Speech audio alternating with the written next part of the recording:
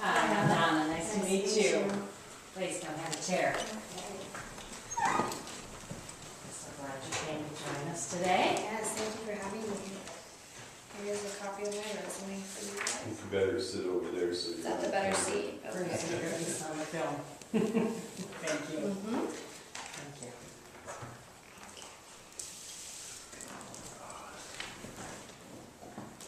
All right, Kelsey, tell us a little bit why you want to apply for this master's degree teaching position. Yeah, totally. I would love to. I think this is an amazing opportunity to get both work experience and be able to further my school experience as well. I was planning on getting a master's, and I think this is just a great combination of both of them. And I think it's a great university to be doing my master's through.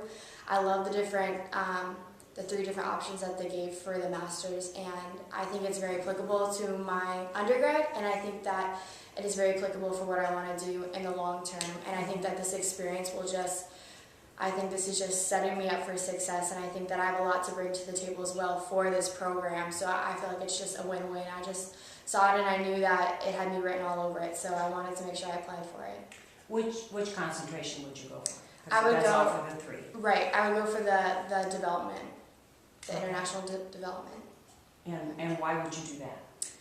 Because my heart is more towards humanitarian aid more than maybe the business side of it. I understand that's important, and I've taken many business classes in college to supplement it. I feel like with how global our world is becoming, I think that's very important to have both.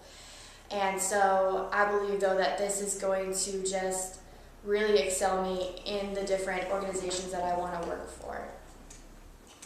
Right. Do you thrive in cross-cultural experiences? Do you,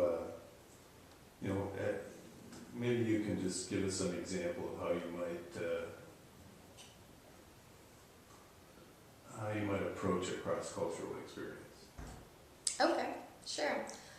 I can think of one that was very unique. It was actually here in New York City, and it was for a class. It was called Cross-Cultural Adjustment, so it's all about, how to adjust cross-culturally. And so one of the places that we went to was this part of Brooklyn, and it's like a Polish community, and it was very interesting because you could definitely see who was Polish and who wasn't, but like all of the streets were like, the signs and everything were in Polish, and it was Polish bakeries, and it was very interesting. But in that setting, I feel like a lot of it is just asking questions and not being necessarily pushy, because at the same time, whether it's in New York City or in another country, people are still living their lives. They not everybody can stop on the street corner for an interview or whatever. But I really saw that it was going into these restaurants, these bakeries, these bookstores, and simply just asking questions. And I don't know that anybody doesn't love talking about themselves or their culture,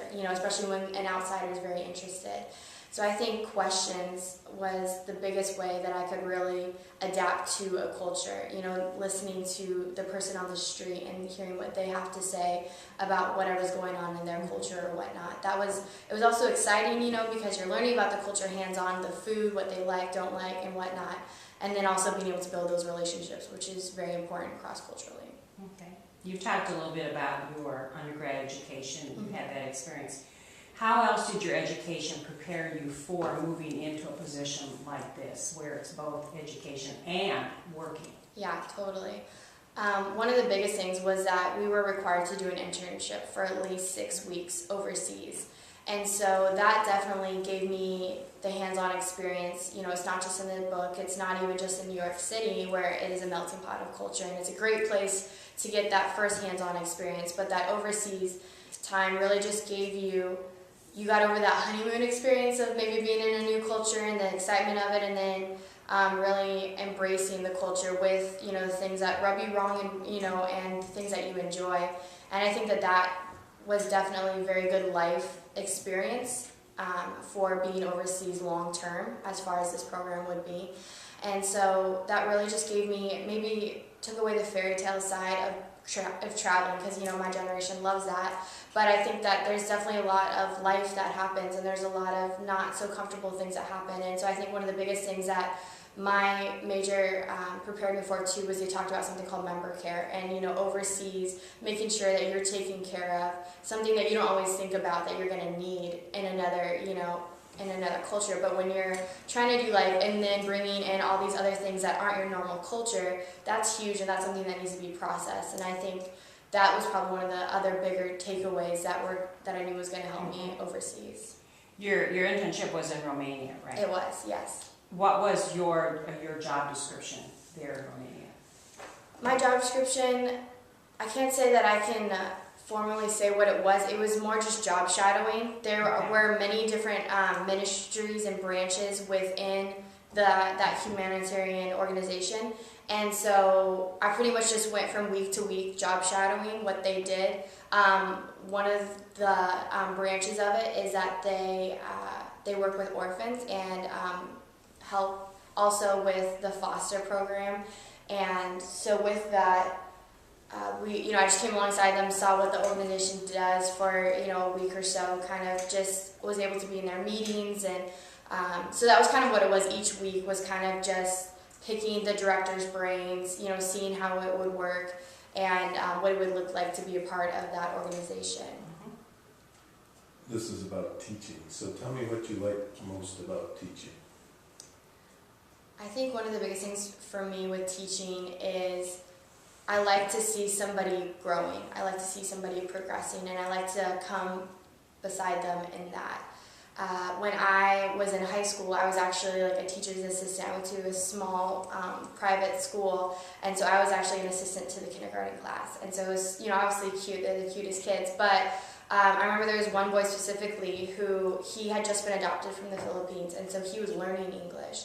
And so the teacher and I, especially the time that I was with the class, I really was able to help him learn English. And so about 6 months afterwards, I went on a humanitarian trip to Cambodia and did the same thing. Didn't know I was going to be teaching English or that they wanted us to, but it was really awesome because I was able to take that experience in a classroom, setting to the field, and so I think that really prepared me to not only be able to teach to an English child, a kindergartner, but also somebody who was from another country, making sure I'm pronouncing things the right way that they can understand.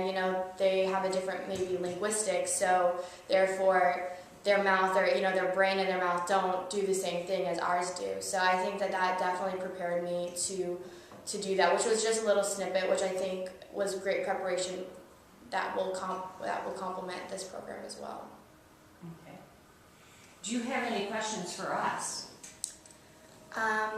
Yes, so within this, would it be, I guess I was just kind of looking at more of the schedule of what it would look like for the classes and then the actual hands-on work experience. Would it be, every single day we're doing both, do you think, or would it be split up more? You have a regular teaching job. You work for whoever it is hires you in China. Mm-hmm. And you've seen the list of all of our partner organizations. Right. There's quite a long list. For one of those, you'll be teaching 1 or 2 classes for them. It's depending on, as we go through this process, what your background is, what kinds of expertise you have that you can teach in English, or it may just be teaching English and a specialized vocabulary for some of those entities. The actual coursework is in the summers.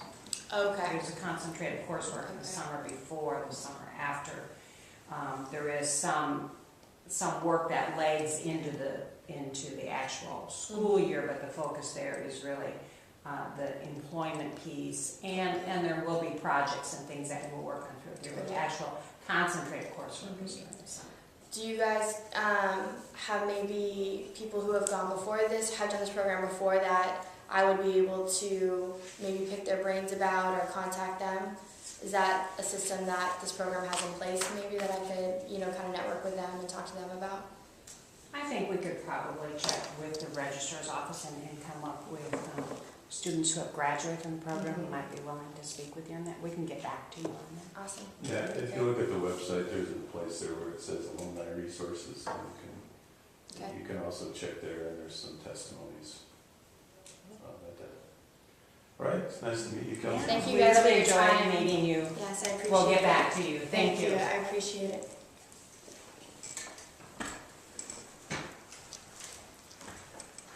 Thank you. Have a good one. Bye-bye.